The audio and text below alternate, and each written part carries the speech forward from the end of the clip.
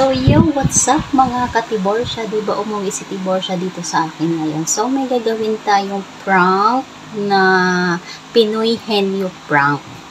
Titingnan natin kung ano magiging reaction niya. Kapag nahulaan niya, may kiss siya sa akin. Pero pag hindi, papaulitin ko.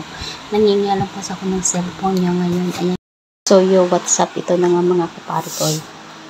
Mga kamarikoy, katiborsya. At ito na nga, papahulaan natin sa kanya to.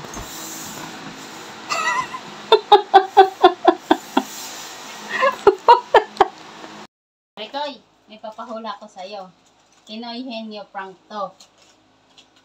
Pag nahulaan mo, may kiss ka sa akin. Ready ka na ba?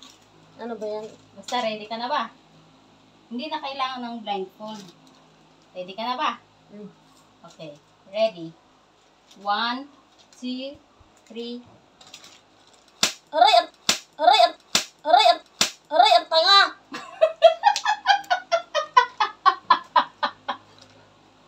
Ang sakit! Niya guys, hindi ganun ka ano, pero nahulaan niya. Gago. Sakit na. Ang sakit daw. Ayan, dahil dyan, may kiss si Parikoy.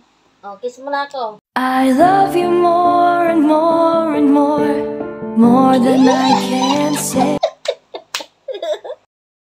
Thank you for watching. Don't forget to follow, like, and share. Love you all. Hindi pa marunong.